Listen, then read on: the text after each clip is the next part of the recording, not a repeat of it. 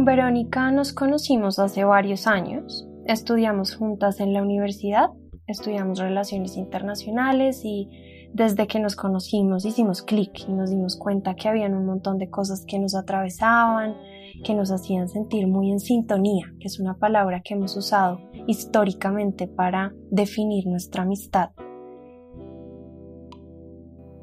Recuerdo en particular un momento, está muy vivo en mi cabeza. Fue una conversación que tuvimos con un profesor que nos empezó a movilizar diferente. Y antes de contarles esa conversación, el por qué esa movilización. Pues Vero y yo duramos mucho tiempo preguntándonos muchas cosas sobre la incidencia, sobre el cómo nos sentíamos y sobre cómo las injusticias empezaron a ser mucho más claras ante nuestros ojos después de un punto de quiebre que fue la clase con ese profesor, que nos empezó a hacer el mundo más nítido ante nuestros ojos, porque el pensamiento crítico estaba desbordándonos de muchas formas.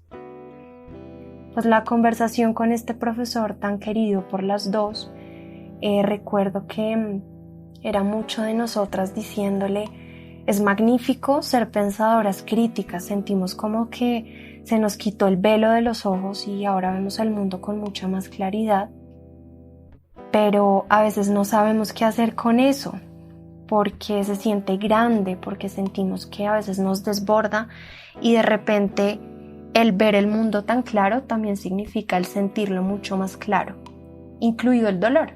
Y el dolor se sentía grande porque ya de repente veíamos de manera más clara la violencia de género en los avisos de publicidad, o sentíamos que una conversación con una persona estaba siendo violenta y esa persona no estaba siendo consciente y era muy evidente.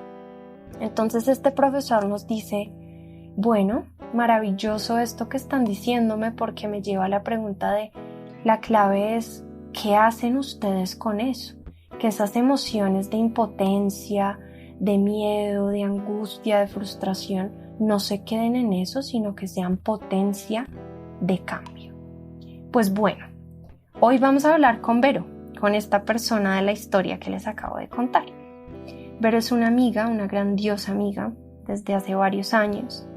Ella ha estado muy involucrada en la academia y en la pedagogía, es muy activa en el mundo de los derechos humanos y me inspira mucho poder, mucho fuego y una conciencia tremendamente profunda.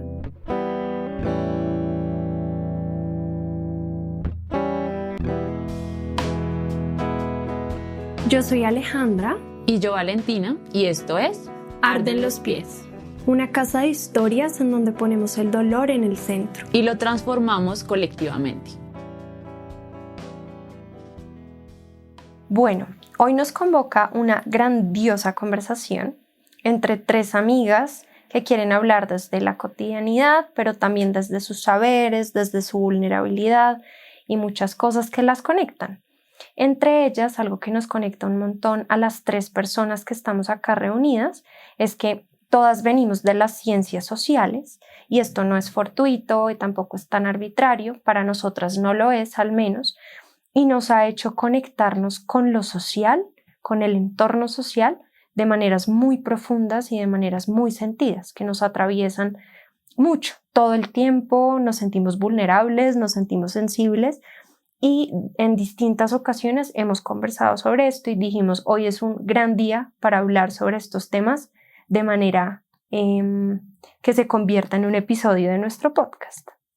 Uno de esos temas que tanto nos ha convocado en la historia que tenemos como amigas, pero también en lo que hoy va a ser esta conversación, es el dolor que significa ser activas socialmente, y también el dolor de donde viene el ser activas socialmente, y contextualizar esto en América Latina, en una región en donde el dolor es diverso y en donde el dolor es multifacético. Nos queremos preguntar a lo largo de este episodio distintas cosas en este marco que les estoy dando y en especial preguntarnos cómo se gestiona eso de manera colectiva. Finalmente, decirles que esta conversación es una apuesta por la vida, porque nosotras tres creemos en la vida, creemos en la humanidad, en la humanidad, no solo como el ser humano, sino en la humanidad como atributo, el ser personas que realmente son conectadas con la vida, que son respetuosas, responsables y que creen y le apuestan a eso. Entonces, bueno, pues saludo a mis queridas amigas. Hola Vero, ¿cómo estás? ¿Cómo te sientes hoy? Bueno, hola Ale, hola Vale. Estoy muy contenta de estar acá, especialmente porque siento que hablar de la política, lo político, desde las emociones, desde nuestra cotidianidad, desde todo lo que nos conecta con ser humanas y con cómo nos imaginamos el mundo que queremos habitar, es muy poderoso. Es muy poderoso, se siente la energía desde ya muy poderosa. Me encanta que sea como una conspiración acá entre las tres, y siempre hablar como desde un lugar de la utopía es muy sanador. Entonces agradezco mucho este espacio. Gracias, Verito. ¿Y tú, Vale, cómo estás? ¿Cómo te sientes hoy? Estoy muy emocionada. Ahorita que acabaste de decir lo de la utopía me tocó mucho como de verdad, porque a veces da miedo hablar de las utopías, como que siento que hablar de sueño, hablar de perspectivas, hablar de cómo también queremos entender y vivir lo político, da miedo también, da también como muchas sensaciones y poder decir libremente como esto es un espacio también para pensar esas utopías y para pensar también de otras maneras, me emociona. Estoy muy feliz. Genial. Yo también siento que se está gestando algo muy poderoso, como que vamos 2 minutos o menos y ya se siente el fuego muy grande de lo que está a punto de pasar. Así que muy feliz de que estemos acá las tres. Y para empezar, me gustaría que nos preguntáramos algo. Y esa pregunta para nosotras tres acá hoy es: ¿cuáles son las 3 emociones que nos despierta pensar en América Latina? Vero, cuéntanos cuáles son esas 3 emociones para ti. Bueno, pues es difícil escoger solo 3. Creo que surgen muchísimas emociones solo al mencionar América Latina, por cómo estamos tejidas como dentro de ella, y ella dentro de nosotras también. Pero creo que me gustaría empezar por la esperanza radical. Creo que es algo que se siente urgente y se siente latente todo el tiempo, pero que también va acompañado por otra cosa que es la impotencia. Entonces es como un juego de balancear esas dos emociones todo el tiempo y encontrar un punto medio. Y creo que ese punto puede ser la rebeldía, que también acá la considero como una emoción. No solamente es una acción, sino también algo que se siente. Y creo que es lo que teje esa impotencia y esa esperanza radical y lo vuelve algo tan urgente y tan, no sé, como que se siente como necesario de materializar todo el tiempo. Ese triángulo está bien poderoso. Muy. Y me parece especialmente muy impactante esta imagen con la que empiezas, de que decir 3 emociones que nos hace sentir América Latina también es pensar que nosotras somos América Latina, como que América Latina no es una figura abstracta, es un colectivo, por supuesto, de gente, de territorios, de formas de vida abundantes, pero qué linda esa invitación que nos haces a pensarnos América Latina, como que este cuerpo también es América Latina, ¿no? Y pensar la rebeldía como una emoción me parece muy reivindicador también, porque a veces es como si fuera como una mera reacción, pero eso significa que hay que sentir la rebeldía y también cómo se siente. Vale, ¿a ti qué emociones te despierta América Latina? A mí también, como decías, Vero, me costó mucho. Me pasó algo y que lo habíamos conversado con Ale, como son emociones o son palabras o son imágenes. Entonces, pensando en las emociones y reconociéndolas, que ya eso es muy difícil. La primera que se me vino a la mente fue la compasión. Pero ¿qué pasa con la compasión? Creo que socialmente hemos entendido la compasión como lástima. Como no, entonces si yo tengo compasión es porque tengo lástima de algo.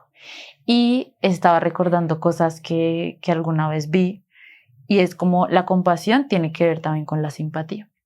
Y digamos su raíz viene bueno, hablando acá de raíces griegas, viene de patos, pero es muy bello pensar en eso porque el patos implica, digamos que para Aristóteles, y bueno, eso ya tiene una historia muy larga, pero para resumir es como esta potencia que tiene el discurso de que a ti te llegue o tú te sientas identificado emocionalmente con eso que estás viendo, que sucedía mucho como con las tragedias griegas. Tú al ver eso, pues de pronto yo no soy Clitemnestra, pero de repente estoy sintiendo lo que ella está sintiendo. Y eso pasa hoy en día con las novelas, con las películas, con todo. Pero cuando yo pensaba en la compasión, yo decía, es que acá en América Latina me pasa mucho eso, porque por ejemplo desde mi historia individual, a mí no me ha atravesado de pronto, por ejemplo, el desplazamiento o el conflicto armado directamente, de pronto a mí no me ha atravesado. Tengo gente conocida que sí, pero yo directamente no he sufrido eso. Pero yo siempre he sido espectadora. Siempre he sido espectadora de distintos tipos de violencia y eso implica que yo empiece a sentir ese patos, que yo siempre esté en constante empatía, simpatía con las cosas que están sucediendo, así yo no las esté viviendo. Y hoy estaba recordando, por ejemplo, todo lo que está pasando con la educación pública en Argentina. Yo nunca he ido a Argentina, pues nunca he estado, pero yo estoy sintiendo y simpatizo y siento esa compasión por esa situación. Entonces, eso fue lo primero, la primera emoción que reconocí.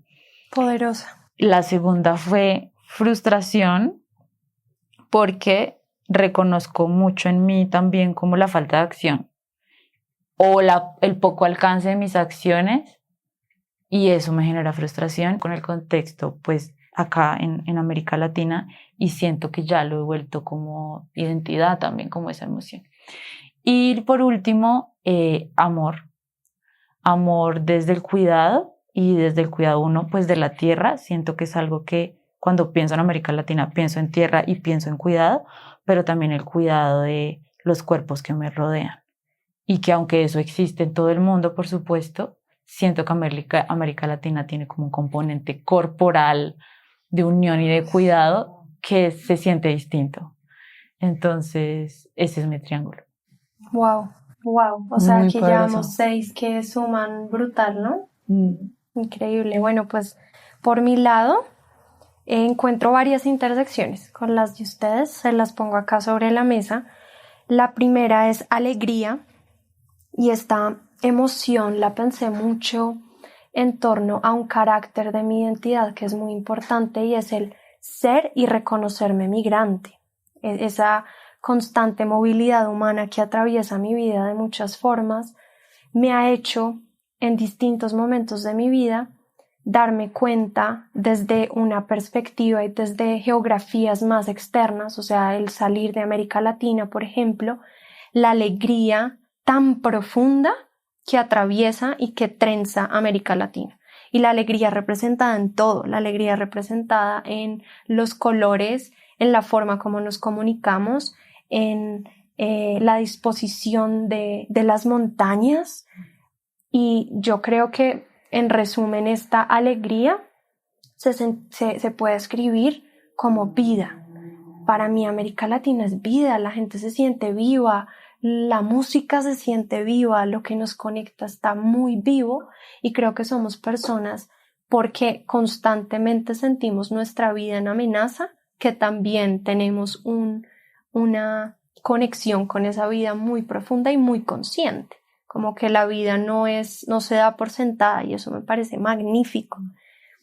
Por otro lado, está la angustia, que la conecto mucho con emociones que ustedes dos mencionaban, la angustia de sentirte mujer latinoamericana en América Latina, pero también en Europa, en Estados Unidos, en el norte global cuando viajas. También está la angustia de la gente que está viviendo cosas que tú no estás viviendo en tu propio cuerpo, pero que sabes que en este instante que estás enunciando estas palabras está atravesando esa violencia de muchas formas. Y me gusta mucho algo que tú decías hace un ratito de cómo eso se vuelve parte de tu identidad, y sí lo siento. Me parece problemático, pero también asombroso, como que son unas dualidades impresionantes lo que eso significa, pero está muy presente ahí, sobre todo por el dolor y las violencias que significa ser y estar en el sur global, que creo que va a ser un tema que vamos a explorar mucho a lo largo de la conversación. Y finalmente, liberación.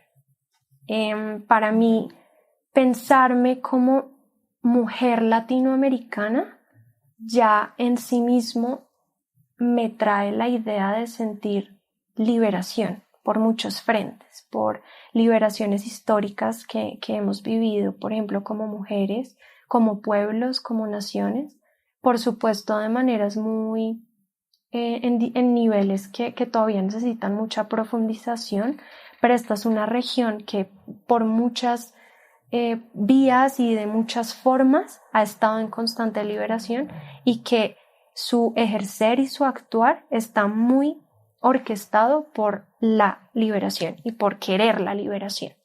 Entonces me parece increíble porque siento que las tres de una u otra forma encontramos mucha sintonía en eso, y creo que es un grandioso punto de partida para empezar a pensarnos otras cosas. Y la primera que se me ocurre es cómo las emociones en un contexto como el de América Latina detonan y movilizan cambio, que son emociones, por ponerles un ejemplo, el de la angustia que yo les decía, son emociones que se traducen en actos individuales o colectivos, y yo quiero hacer énfasis full en lo colectivo porque yo siento que las tres estamos muy sincronizadas en eso de que las emociones se gestan mucho en lo colectivo y se tramitan. Bueno, iremos explorándolo porque sé que va a ser un tema fundamental, pero pensémonos mucho eso, démonos un momento para pensar cómo estas emociones que cada una de nosotras hemos enunciado funcionan como movilizadoras de cambio en un contexto que requiere cambio por todo lo que es, por sus condiciones históricas, epistemológicas, ontológicas, que es importante que nos pensemos, claro, como que las emociones no son un adorno y que las emociones tampoco son algo fortuito, sino que responde siempre a lo relacional. Yo siento algo porque estoy viviendo en algo, ¿no? Entonces quiero preguntarles eso a las dos, ¿cómo ven esto de que las emociones movilizan cambio? Me parece muy lindo esto que dices de sentir algo por estar en algo, como ser parte de algo, porque creo que algo, pues creo que las tres lo tenemos claro, y es que las emociones, cuando las pensamos desde un punto colectivo, o como se colectivizan más bien, lo hacen porque son contagiosas. Y justamente ese contagio que implica las emociones es lo que para mí permite la movilización. Y me explico. Yo creo que, o sea, puede pasar con la alegría, por ejemplo, como decía Ale, pero también puede pasar con cosas como la frustración que decías tú, Vale, como el miedo se contagia, ¿sí? Como la desesperanza, la impotencia, la angustia, todo eso hace parte como del tejido en el que habitamos, y eso también moviliza. Entonces creo que la cuestión es un poco una decisión al final, como ¿qué hago con estas emociones que compartimos? Hay emociones que pueden ser un poco más individuales, pero en general se colectivizan de una manera que es imposible escapar.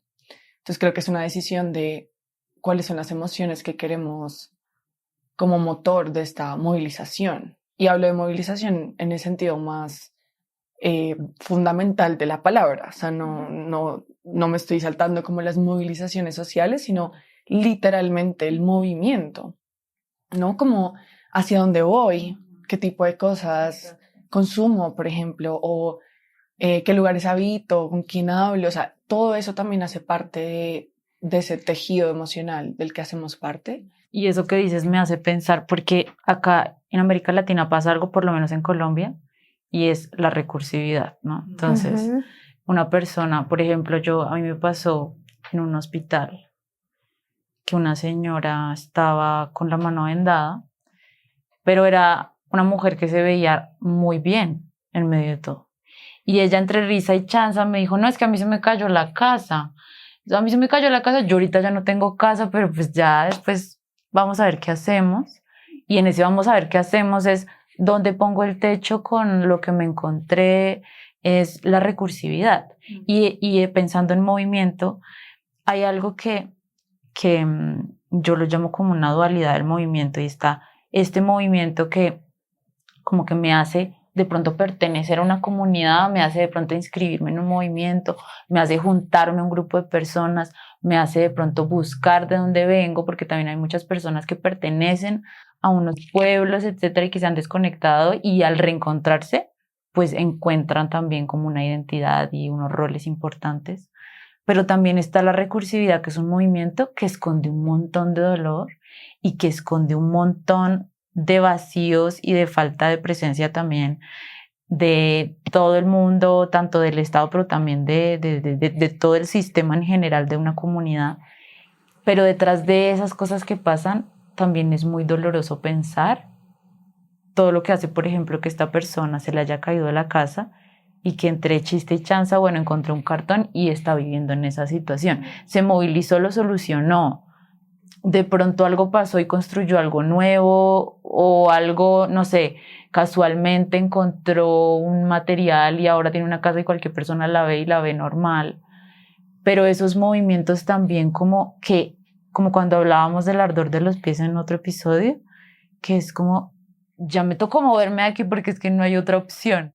Me parece importante como tejer un poco algo que ambas han dicho, y es algo que a mí de verdad me hace sentir de muchas formas, y es pensar, es muy loco que mucho de lo que nos mueve en América Latina viene de la adversidad. O sea, que la recursividad, que las decisiones, que la creatividad misma nazcan en lo adverso.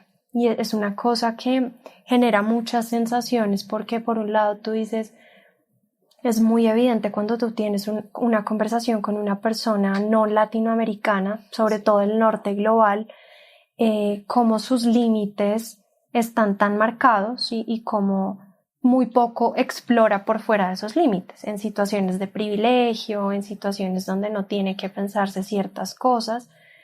Y eso pues te hace pensar como, oiga, de verdad la gente latinoamericana es una cosa espectacular, o sea, representa una tenacidad y una creatividad y como un constante saltarse la línea tan impresionante. Pero entonces por el otro lado está como que perverso tener que pensar que para ser creativo, tienes que pasar una adversidad tan tremenda como que se te cae la casa, o como que violaron a tu hija, o como que tienes que pasar una guerra como la que está pasando hace muchos años Colombia, o la que está pasando en este momento Gaza.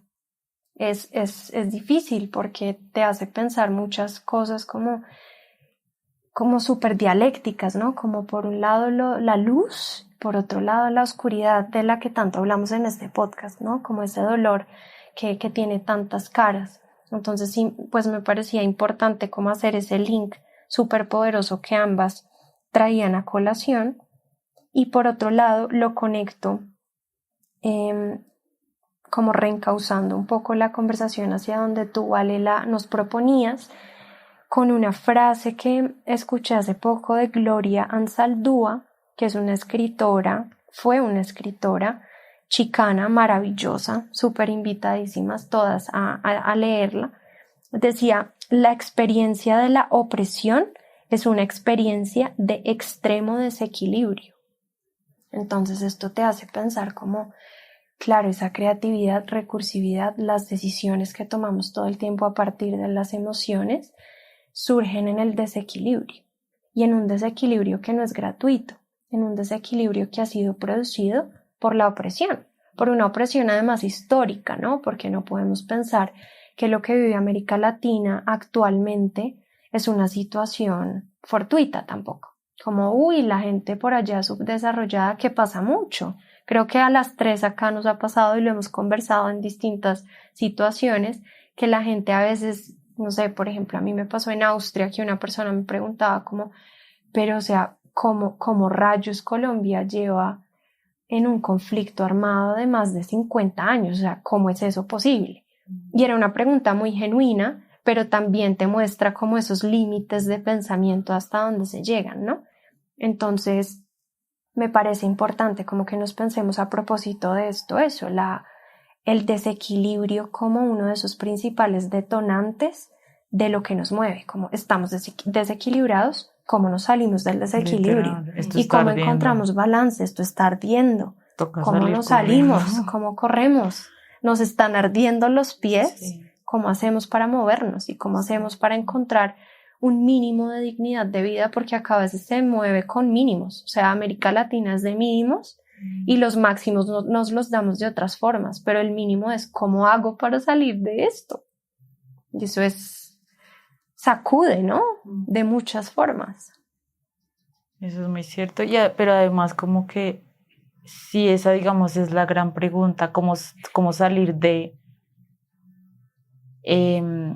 pensar como en las diferencias. Por ejemplo, ponemos esta pregunta en el norte global, pero acá en este territorio esos límites socavan mucho más allá y eso es lo que lo hace más difícil, porque es como ya de por sí hay un problema, pero luego todo empieza a ser como mucho peor, y así sea mucho peor, igual la gente está tratando de salir. La vez pasada vi un video como en Instagram muy impresionante, era una inundación terrible, no sé dónde era, pero era en una finca y la cocina estaba flotando, pero igual estaban cocinando, o sea, ellas tenían el agua por encima del ombligo, decían no, pero primero pues está el almuerzo, y estaban haciendo el arroz y estaban haciendo como su almuerzo, el pescado, y lo estaban solucionando y estaban haciendo el almuerzo, y por allá una señora estaba salvando a los cerdos porque se estaban ahogando.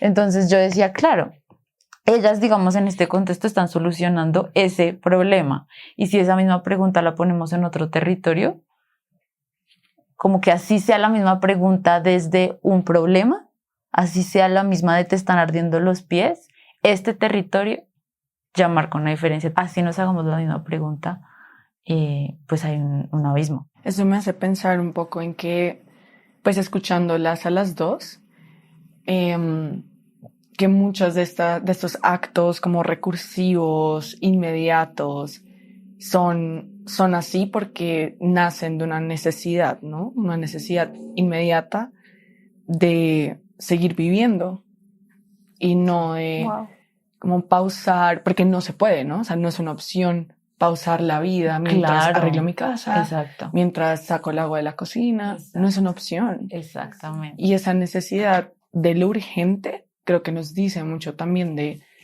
cómo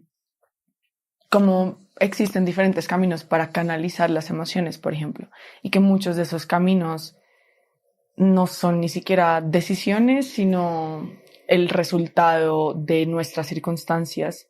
Y lo que tú decías sobre los límites, ¿no? Como los límites son tan claros frente a lo que podemos hacer, que no hay otra opción, pero también dentro de esos límites hay como una ventana pequeña de acción, y que es una acción al final política, como que es una decisión política, no sé, seguir cocinando mientras se me inunda la casa. Exacto. O sea, es completamente político. Y creo que también algo que dijiste, Vale, me encantó, porque lo que dijiste sobre la tierra, ¿no?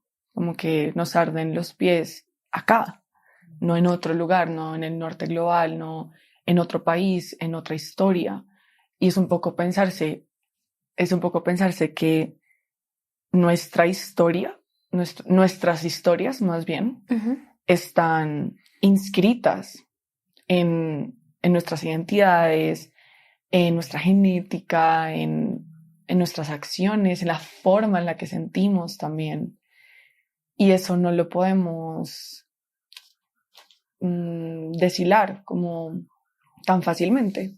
Finalmente es como el lugar también de enunciación. Puede ser una decisión, ¿no? Como yo me enuncio desde este lugar político y tal, pero también hay otras hay otros lugares de esa enunciación que nacen de la tierra, o sea, de donde somos.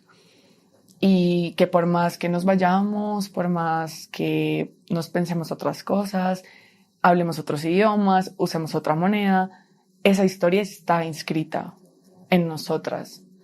Y esa historia es una historia de necesidad, es una historia de urgencia, es una historia de vulnerabilidad al final. Wow, total. Y eso que dices de lo urgente, que de verdad se me puso la piel así bien chinita. Porque eso que estabas diciendo, por ejemplo, de lo urgente y de las cosas que nacen desde lo cotidiano, que creo que acá, por ejemplo, hablando de lo político, como también en esa urgencia, en este contexto, en esta situación, en lo cotidiano se encuentran esos actos desde lo político, pero que a veces en conversaciones pues no los reconocemos como tal. Por ejemplo, que una persona remende su ropa y que decida remendarla y no decida seguir comprando más y que decida repetir, por ejemplo, una decisión tan mínima como remendar la ropa y no botarla, o por ejemplo, democratizar los contenidos, democratizar la información, hasta la piratería, cómo eso incide en lo cotidiano, aunque está eso enmarcado como en un ámbito íntimo, que eso me parece muy bello porque está este lado público en donde, claro, se pone el cuerpo ante todo, de donde están estas mujeres, estos hombres que ponen su cuerpo, su cara, y es el cuerpo frente a las dinámicas de poder, al control, y es el cuerpo el que se expone. Pero también está estos otros lugares en donde yo desde mi casa estoy tomando ciertas decisiones, decido hacer el almuerzo en la inundación, decido remendar mi ropa, decido pues buscar, no sé, programas piratas, o estoy compartiéndole el libro escaneado a mis amigas, y que eso me parece muy bello también conversarlo. Como todas esas maneras de lo político que sé que más adelante vamos a seguir hablando, que existen y que acá en este territorio, pues al ser tan urgente, en lo cotidiano es donde también vemos esas chispas bien fuertes. Me parece muy chévere que pensemos cómo traer a nuestra audiencia un poquito más cerquita a nuestras cabezas y corazones, porque nosotras, pues, este es nuestro lenguaje, ¿no? Como que esto que estamos hablando de verdad es nuestra cotidianidad, nuestra pasión. O sea, ustedes no se imaginan la cantidad de conversaciones que hemos tenido con estas mujeres tan poderosas a partir de estos temas y pues a propósito por eso surge esta conversación. Pero trayéndoles a ustedes un poco más cerca de eso de lo político, me parece muy importante hacer ahí un pequeño inciso, y es que seguramente algunas personas que nos están escuchando se habrán preguntado ¿cómo que es eso de lo político? ¿Cómo así? Ahorita van a hablar de partidos políticos, de los gobiernos de turno en América Latina. ¿Por quién votar? O por quién votar. Exacto. Y la respuesta, querida audiencia, es no rotundo. Porque la política como nosotras la estamos hablando acá, o lo político, que bueno, eso tiene todas sus teorías para desplegarse, pero nosotras lo estamos haciendo mucho desde la convicción de que todas las personas somos seres políticos, y desde ahí nace el concepto que ya en algunos momentos hemos estado enunciando en esta conversación. Y por algo muy sencillo, podríamos de verdad demorarnos horas hablando de eso, porque esa es otra gran pasión que tenemos, pero por algo muy sencillo, y es que el hecho de que seamos seres relacionales, el hecho de que seamos seres que no son islas, sino que están conectados en un tejido, que hacen parte de un todo y que por ende hacen parte de un espacio público, compartido, colectivo, ya nos hace seres políticos. Y a eso nos referimos con político cuando lo decimos una y otra vez de manera pendular a lo largo de este episodio. Entonces quería hacerles como un poquito ese inciso para que siguiéramos reencauchándolo en la conversación. Y me parece muy interesante de lo que ambas están diciendo, el volver un poco a la pregunta que Vale nos planteaba hace unos minutos de cómo le llamamos entonces a esto, por ejemplo, que nosotras tres hacemos. Y es una pregunta súper amplia que seguramente cada una de sus matices la sentirá de una manera distinta, pero yo creo que está muy chévere incluso conectarla con algo que decía Vero al principio de que la movilización trasciende incluso esas formas de identidad y de incidencia política, ¿no? Como más allá de decir, yo soy una defensora de los derechos humanos y de los derechos de la tierra, por ejemplo, yo me estoy moviendo. ¿Por qué? Porque hay un contexto que me implica movimiento y además un movimiento más extremo, porque la vida en sí misma implica movimiento, lo quieras o no. No es que tú le pongas pausa, como ustedes decían ahorita, pero es que en América Latina ese movimiento es a pasos más agigantados, con sacudones, con un montón de cosas que implican un movimiento que siento que es diferente, y entonces es un movimiento que apela mucho precisamente a lo político, ¿no? Como a esas decisiones, a esos actos cotidianos de los que tú hablabas, Vale, y también a esos actos que se dan en lo público para reivindicar cosas diferentes en ese movimiento. Y es que ahí también, como sumándole a mi duda, que es más una duda para conversar las tres, porque, es decir, me parece muy poderoso lo que decía Vero de es el movimiento al final lo que está pasando. Y yo diría, ¿por qué necesitamos, o por qué yo me estoy haciendo esa pregunta de cómo se llama esto, cómo le llamamos? Pero también veo esa otra cara de las personas que ponen el cuerpo literalmente y ponen su identidad y ponen su vida y necesitan reconocerse como tal.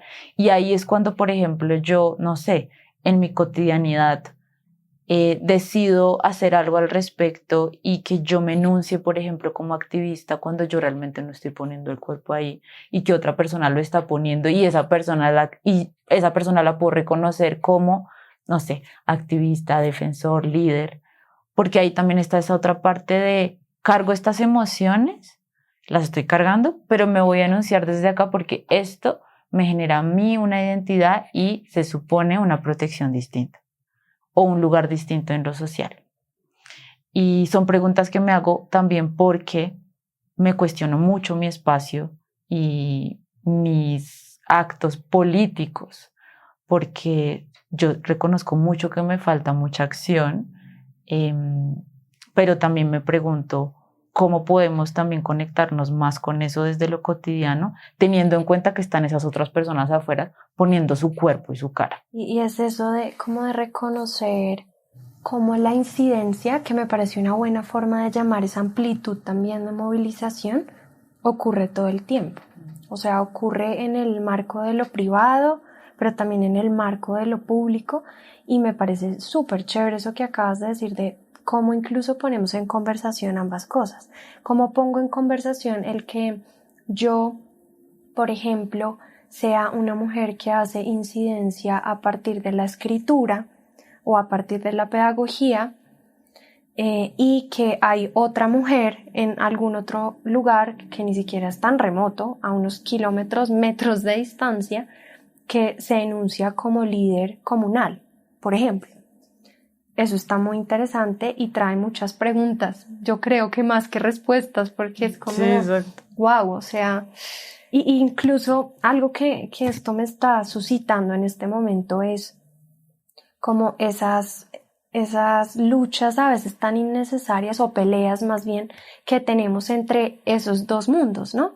Como el yo estoy poniendo mi cuerpo, yo estoy poniendo mi vida, o sea, la arriesgo con toda, en un contexto como el latinoamericano además, ¿no? Colombia, por ejemplo, que es uno de los países más peligrosos para ser activista, para ser líder social, ambiental. ¿Cómo hago eso? Y usted, niña, que está haciéndolo desde la pedagogía, desde un salón de clases, ¿por qué pasa? Y es difícil, a veces es muy difícil tener esa conversación porque pues obviamente uno dice la prioridad es la vida. O sea, tú, mujer, que lo estás haciendo con tu cuerpo, en la marcha, en la primera fila, en todo, como wow, qué admiración tan profunda, pero sí, como que hay un montón de niveles para pensarse esa conversación y reconciliarla incluso, porque ese cambio atraviesa todos los niveles y qué hermoso esto que ustedes dos están diciendo de, pues que eso pasa en lo cotidiano, todo el tiempo también, en apuestas tan chiquitas como remendar una prenda hasta una decisión que decides, una conversación que decides tener con tu mamá que una persona que es de otra generación, pero decides y le dices, mami, quiero hablarte de esto y de esta forma, que es súper disruptivo.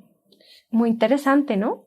Sí, eso me hace pensar también que muchas veces estos procesos de incidencia de los que hablábamos hacen parte de lo que tú decías, Vale, sobre construir la identidad, ¿no? Como esta es mi identidad, así es como me presento frente al mundo y es como me ven, es como me tratan, ¿no? Como que eso tiene un montón de implicaciones, pero también creo que, no sé, es complejo porque, claro, hay como una diferencia muy grande entre lo que tú decías de poner el cuerpo y asumir esos riesgos y asumir esas amenazas. Si pensamos la incidencia como la emoción en acción, por ejemplo, la forma en la que gestionamos esa emoción y esa acción va a ser muy distinta según nuestro contexto, ¿no? E incluso, pues, compartiendo la misma tierra con tantas personas acá en Colombia, por ejemplo. Igual nuestros contextos, nuestras historias, nuestros lugares son distintos, completamente. Y eso también suscita como diferentes formas de hacerse presente, de, no sé, como de darle lugar a esa incidencia. Entonces creo que también es un tema de reconocer los lugares desde los cuales nos paramos y que esa diferencia sí es importante, o sea, en la incidencia me refiero, como la diferencia entre una persona que está poniendo su cuerpo, que eso implica un riesgo a su vida, literalmente, a su integridad, su dignidad, a todo, y también la incidencia que es, no sé, desde otros lugares muy distintos que no implican ese tipo de riesgos. Y no, acá no es como para hacer una comparación y ponerlos como, no sé, como equitativamente a mirarlos, ¿no? Como sí. No se trata de eso, pero sí siento que es un tema de reconocer que la forma en la que gestionamos y en la que canalizamos nuestras emociones tiene todo que ver con nuestros lugares de enunciación y los que se nos han permitido además. Porque no, pues podemos decir sobre ellos a veces, pero muchos de esos lugares son impuestos por todo, o sea, por el sistema, por nuestra historia, por todo. Entonces, también es un poco, pues esa invitación, ¿no? Como a reconocer que ese alcance del cual hablamos siempre va a ser distinto. O sea, ya saliendo de esta habitación en la que estamos, va a ser distinto para todo el resto del mundo. Va a ser distinto entre Vale y yo, va a ser distinto entre Ale y yo, entre Cam y yo, o sea, va a ser distinto siempre. Y me parece importante como ponerlo sobre la mesa porque he estado pensando mucho alrededor de por qué lo político es emocional. O sea, por qué estamos hablando de las emociones y de las acciones políticas, eso qué tiene que ver. Y creo que nuestra respuesta es muy intuitiva en tanto lo sentimos, como que nosotros lo vivimos y sabemos esa conexión, la conocemos muy de cerca, pero de repente para otra persona escuchar estas dos palabras en la misma frase no es tan intuitivo. Entonces creo que pues sería chévere como ahondar un poco en eso, ¿no? Como por qué estamos diciendo que lo político es emocional, ¿no? ¿De dónde viene esa pregunta? Y además que abriste una ventana muy bella, como que estás haciendo una invitación a reconocer esos espacios de lo político, de la multiplicidad de espacios, que hoy las 3, las 4 con Cami, estamos acá conversando sobre eso y estamos en una salita, hay solecito, pero es un espacio, es otro espacio para hablar. Y sobre esa pregunta que haces, Vero, yo estaba pensando, por ejemplo, un ejemplo que creo que a todas nos ha pasado, supongo, y es, por ejemplo, con los feminismos. Nosotras podemos estar hablando sobre diferentes formas, de pronto podemos estar inscritas en alguno o en varios, o entendemos, compartimos, nos reconocemos como feministas o no, Pero entonces está este margen de lo político, como yo quiero vivir esta vida y entenderla desde lo político, pero luego me levanto y siento, volviendo a las emociones, siento, por ejemplo, cosas que en esos feminismos no debería estar pasando. Presiones, no sé. Siento que debo ser mamá ya porque voy a llegar un ejemplo, a los 30 y siento, pero yo no quiero ser mamá, pero estoy sintiendo esto, pero ya me he leído todos los libros, yo ya he entendido la teoría, salgo a las marchas y entonces también está como ahí, por ejemplo, también hay una relación muy interesante sobre lo político y las emociones, porque está también desde el dolor de hay una injusticia y me voy a movilizar, pero también está en yo estoy viviendo una teoría o estoy atravesada por unas creencias o ideologías o como lo queramos llamar, pero mis emociones no están entendiendo aún eso.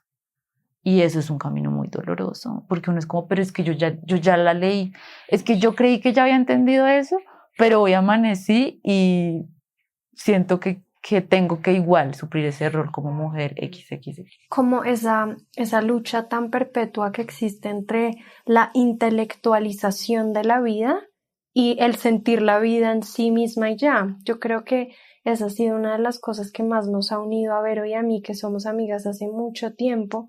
Nosotras nos hemos pensado históricamente desde la universidad ese tema de, al ser dos viejas súper intelectuales, porque nos gusta, o sea, a nosotras nos encanta el conocimiento, los saberes, sentirlos, formularlos, crearlos, ponerlos en conversación, pero cierto que en ciertos momentos sentíamos mucho la tensión entre eso y el simplemente sentir, como que ya llegábamos a un punto de intelectualizar tanto todo que era como basta, necesitamos exponerlo en el cuerpo o ni siquiera ponerlo, simplemente escuchar eso que ya está puesto en el cuerpo y ver eso cómo se siente simplemente, ¿no? Y quiero agregarle a eso otra frasecita que traje, porque somos fans de las frases en este podcast, de otra autora que será, por supuesto, una Biblia a lo largo de este podcast. La escucharán ser mencionada distintas veces, que es Audre Lorde. Y ella, en su texto La poesía no es un lujo, dice lo siguiente, que creo que responde muy bien a tu pregunta. Y ella dice: a medida que los vamos conociendo y aceptando, nuestros sentimientos y la honesta indagación sobre ellos se convierten en refugio y semillero de ideas radicales y atrevidas. Se convierten en baluarte de esa diferencia tan necesaria para el cambio y la conceptualización de cualquier acción fructífera. Me parece muy poderoso porque esta mujer nos invita mucho a pensar pues, en contextos de violencia, en contextos de opresión, como el latinoamericano, por ejemplo, de muchas capas, ¿no? Porque no estamos hablando de solo un tipo de opresión, como esos sentimientos o emociones pues también han sido prohibidos, ¿no? Por ejemplo, pensémoslo en el contexto del feminismo, ya que tú estabas conduciendo la conversación hacia allá, pensemos cómo pues en el marco contextual más hablando, pues el patriarcado ha sido uno de esos sistemas que te ha dicho no sientas, porque la emoción es debilidad, porque la emoción no entra en la mesa, solo entra la razón y entra el intelecto y entra lo que es viril de muchas formas, ¿no? Entonces, a mí me parece que ese nexo entre emociones y política es muy contundente en este contexto en el que estamos hablando, porque nos dice, oiga, sentir y activamente expresar las emociones y ponerlas en conversación como lo estamos haciendo nosotras desde la pregunta ¿qué te hace pensar o qué te hace sentir América Latina? Es un acto político. Un acto político porque nos lo han prohibido y nos lo han reprimido por mucho tiempo, diciéndonos que las emociones que no entran en el juego. Entonces, sí, lo veo muy por ahí, respondiendo a tu pregunta. Qué bonito, qué bonito. Sobre todo la frase que escogiste para leer, creo que encapsula muy bien la conversación que hemos tenido hasta ahora. Y también me parece muy chévere como la conexión que hiciste entre lo emocional y lo político, ¿vale? Cuando hablaste que muchas veces hay como una casi que incoherencia entre, no sé, nuestra enunciación, por ejemplo, y lo que sentimos por dentro frente a eso. Creo que también es reconocernos desde nuestra humanidad, ¿no? O sea, somos personas que sentimos cosas, todos lo sentimos. O sea, nuestra forma de filtrar el mundo es a través de los sentidos y eso, pues claramente va a tener unos efectos en las formas en las que tomamos decisiones, las formas en las que nos presentamos en el mundo, en las que habitamos ese mundo. Y simplemente por eso, como por ese sencillo hecho de ser humanos y humanas, ya es emocional. Es emocional y pues digamos desde el otro lado, pues todo es político, ¿no? Yo creo que la gente a veces está como mamá a escuchar esa frase, con todo es político, la persona es político. Pero sí. Pero es real, exacto. Es muy real, o sea, dentro de nuestras relaciones, por ejemplo, nuestras amistades, la forma en la que estamos en nuestra familia, nuestra educación, todo está completamente atravesado por lo político. Y que eso se exprese de distintas maneras, como una de ellas, una de las muchas formas es pues la política, ¿no? Cuando votamos, cuando hay pues unas personas en el poder, etcétera. Como lo más institucional. Sí, digamos. lo institucional. Esa es una forma, pero no es la única. Y creo que también reconocer eso es liberador. Poder decir es que yo siento cosas y esas cosas que siento necesito gestionarlas de alguna manera. Y me acuerdo hace poquito, pues yo soy profesora y en una clase estábamos hablando sobre pues cómo ser asertivos en nuestra comunicación y un estudiante decía, no, pero es que yo, ¿por qué tengo que ser responsable de lo que sienten otras personas a partir de lo que yo digo? Esa no es mi responsabilidad, porque yo tengo libertad de expresión, etcétera. Que pasa mucho, ¿no? Que pasa mucho, sí, o sea, porque eso no es un caso así excepcional, pasa todo el tiempo. Eso sí, yo creo que es como más común pensarlo desde ese lugar. Pero claro, es como esta desconexión de que ya damos por sentado que vivimos en una sociedad, porque pues esa es la forma en la que vivimos, pero es que si nos ponemos a analizar eso, ¿qué implica? Como lo que decías tú, Ale, ¿no? Como solo el hecho de vivir en sociedad, de como estas conexiones relacionales que tenemos todo el tiempo, ya nos hace seres políticos. Y al mismo tiempo que nos hace seres políticos, nos hace corresponsables, porque no vivimos solos en el mundo. Y claro, o sea, y ahí también hay un montón de preguntas sobre, bueno, si hay una corresponsabilidad frente a lo emocional en ese sentido, en las emociones que se comparten con otras personas, etcétera. Pero también es una pregunta de, ¿y la gestión qué? Porque una cosa es sentir algo y después otra cosa muy distinta es gestionarlo y tomar una decisión frente a cómo hacerlo con las herramientas que tenemos a nuestra disposición, que en muchos casos no son las mejores.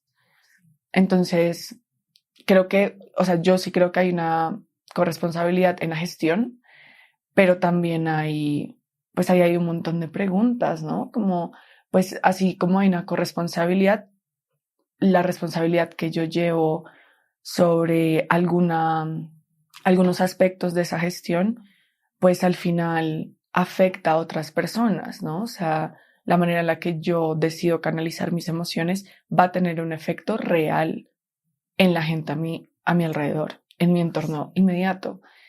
Entonces también ahí volvemos, o sea, esa también es una decisión política, de decir qué tipo de efecto quiero tener en las personas a mi alrededor frente a lo que yo siento. Y no se trata de que la persona se aísle y lo gestione solo o sola. No se trata de eso, pero sí de reconocer que pues sí hay una responsabilidad. Y no sé, me parece bonito como también pensarlo desde ese lugar, ¿no? Como, bueno, ¿cómo hacemos? ¿Qué hacemos con todo esto? cómo nos sostenemos y cuáles son los límites también de ese proceso de sostenernos. Wow.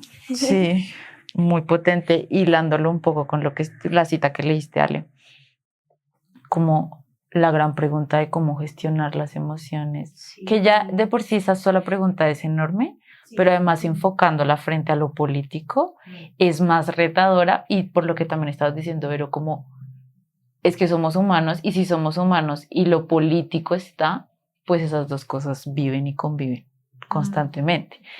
Yo hace poquito me crucé con una antología de mujeres poetas afrocolombianas y me pareció muy bella, que además está, para quien quiera leerlo, está en la Biblioteca Virtual del Banco de la República. Genial. Es espectacular, pero me llamó mucho la atención que ellas, muchos de esos poemas pues hablan por supuesto de su lugar de enunciación, de la negritud, pero mucho de, digamos, de los temas que ellas tocan es desde lo cotidiano, volviendo como a ¿desde dónde?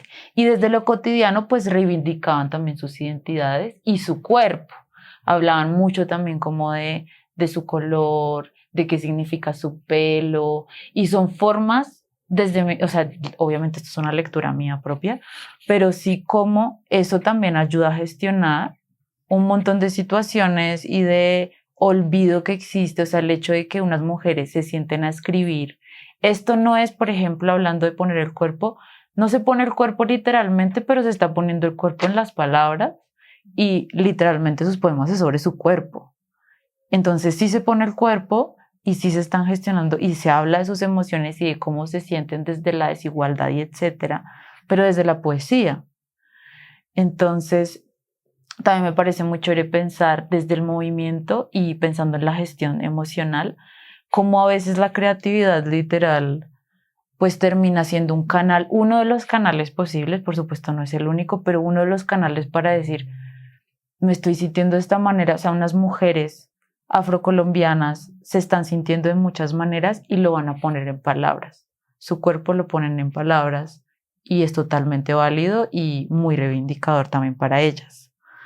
Y ya en lo personal, pensando en cómo se gestionan las emociones, y que siento que este episodio en específico me ha dejado como más preguntas hacia mí, porque me he dado cuenta que en muchas situaciones en donde me he sentido muy abrumada por cosas, por problemas sociales, también que terminan a uno cruzándole por encima también, a pesar de que uno vive en el privilegio, pero que igual pasan cosas en la vida de uno que no es como, seguramente si yo no viviera en Colombia no me estarían pasando estos problemas.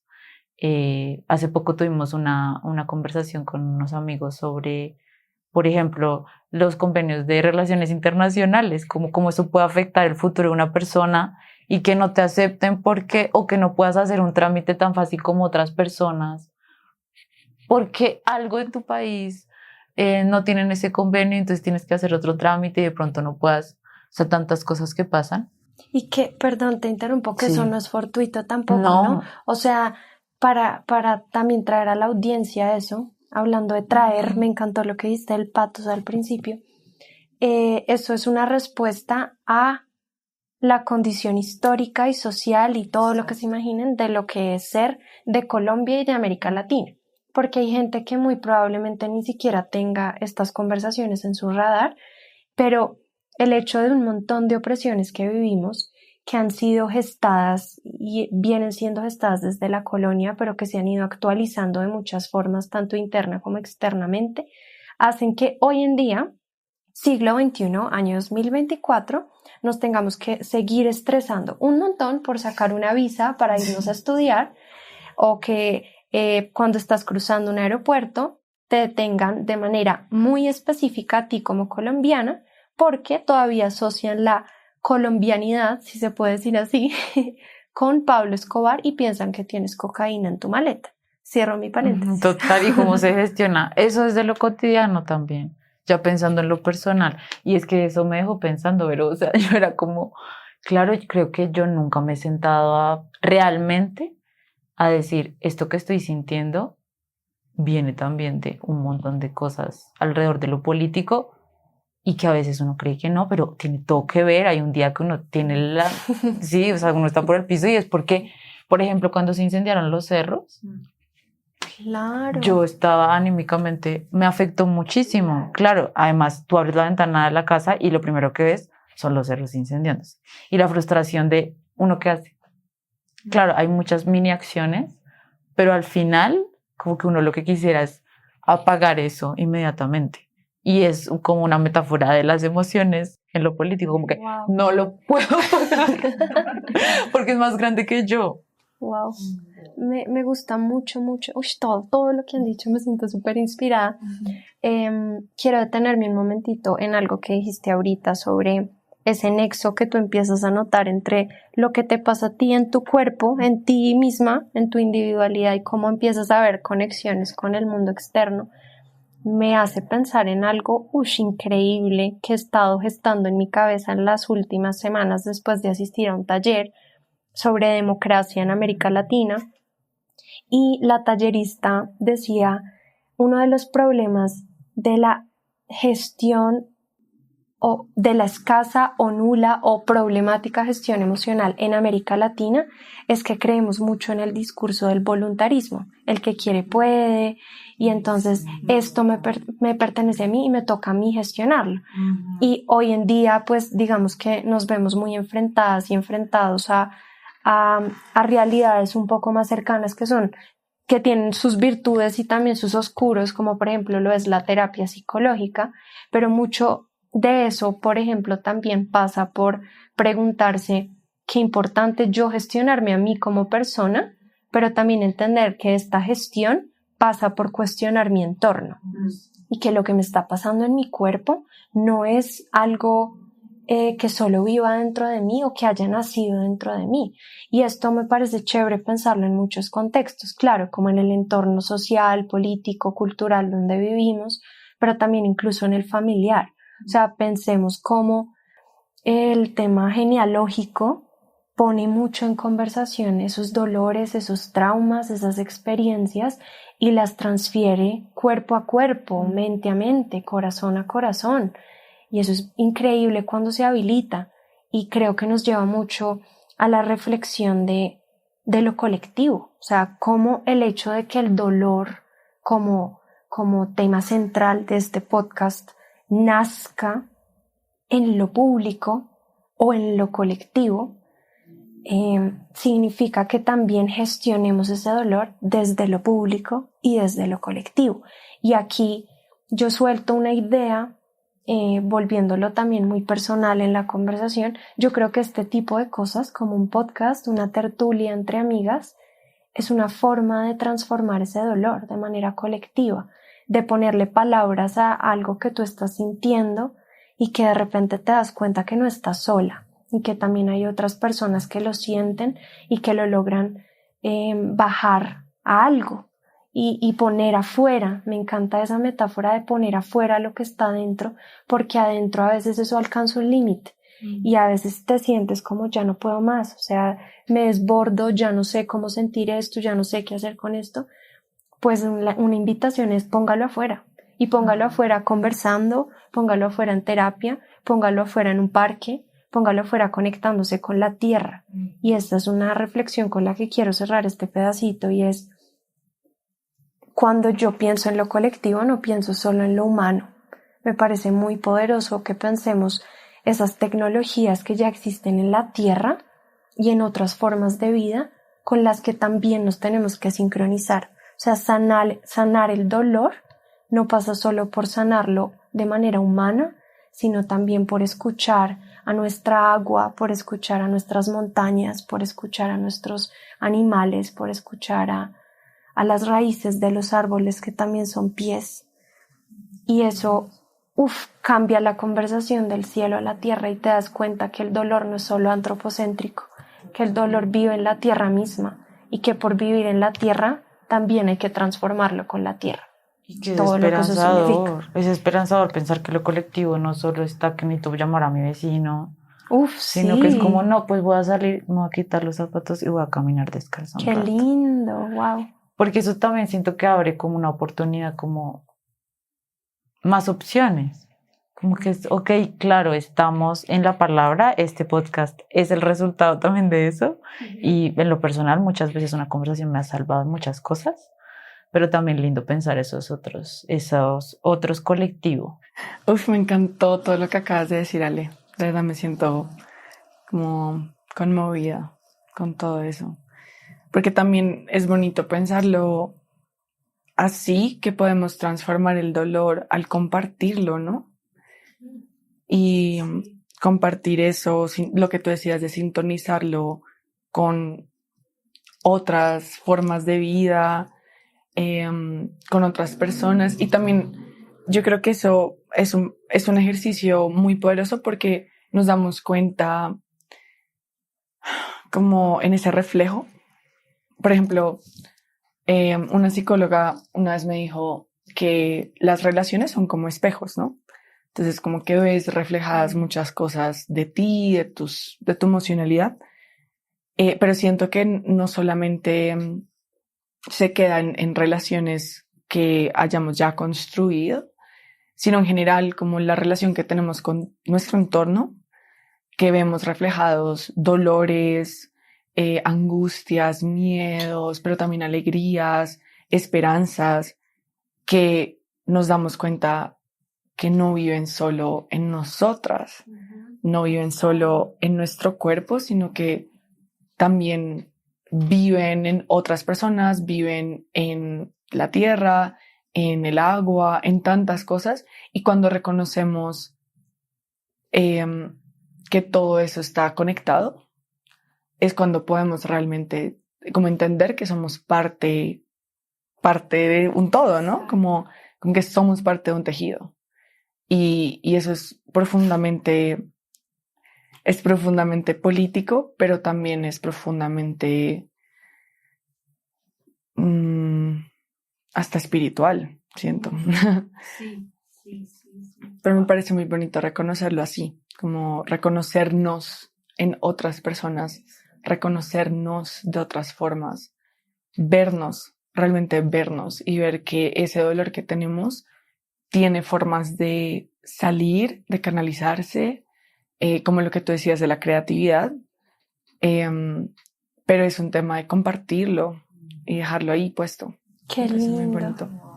Quiero aquí decir algo que me ha conmovido mucho últimamente, que le hemos compartido mucho con Vale, que Mariana Matija, autora de Niña Pájaro Glaciar y mujer que admiramos profundamente, ha dicho de muchas formas en su libro, en entrevistas que le han hecho en varios espacios, es como ese tema con el que yo empezaba al principio de el cuerpo humano es tan solo un contenedor de vida, pero existen muchos otros contenedores.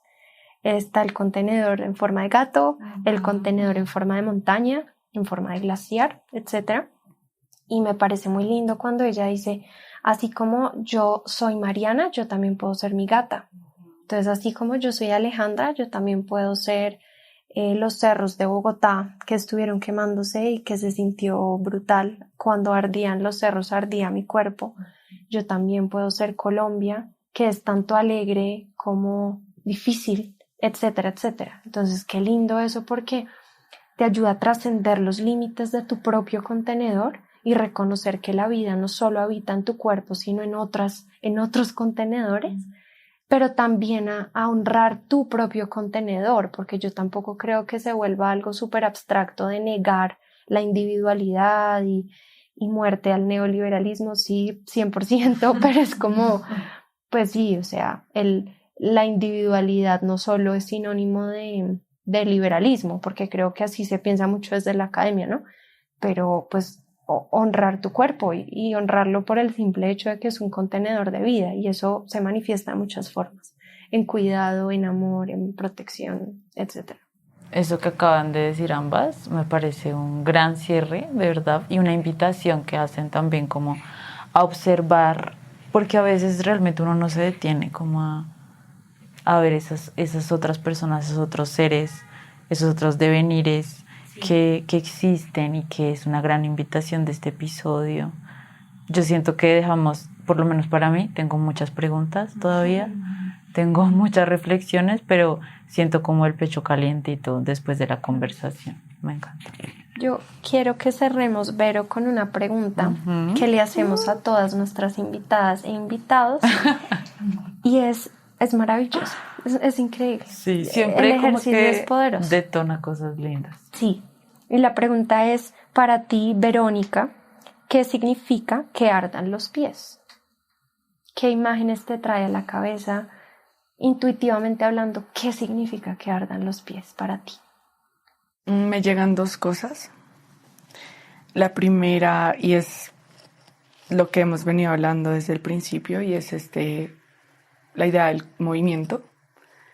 Es algo que me atraviesa completamente, como de muchas maneras, aunque siento que el movimiento es una forma de salvar la vida, como constantemente, porque yo siento que lo estático es lo opuesto a la vida. Entonces ese movimiento a mí me inspira muchas cosas, como pensarlo, sentirlo, compartirlo. Y cuando escucho arden los pies, siento ese movimiento. Porque si algo arde, pues también hay que moverse, ¿no? Entonces eso es lo primero. Y lo segundo es, pensé en el mar de fueguitos. Acá somos fans de Eduardo Galeano. Sí, lo pensé. Wow, Qué hermoso. Wow. Y qué honor que lo vincules con eso. O sea, precioso. Wow. Es que así se siente, o sea, sí se siente. Porque también, o sea, siento que es como esta apuesta que están haciendo de arden los pies, invitar a diferentes fueguitos. Ay, no, a que nos cuenten, pues, Ya. cómo es su vida, cómo sienten todas estas cosas. Entonces me parece muy bonito. Me pareció hermosa. Esto trajo lágrimas. Sí, literal. Wow. Qué hermoso espacio. Gracias, Vero. Gracias. Amé. Qué espacio tan Gracias a ritualístico, todas. poderoso, maravilloso, mágico, místico. Increíble. Gracias. Gracias por sacar el espacio y qué honor tenerte acá. Además nos Gracias hizo por este solecito. espacio. Sí, muy poderoso. De verdad, muchas gracias por tanto amor.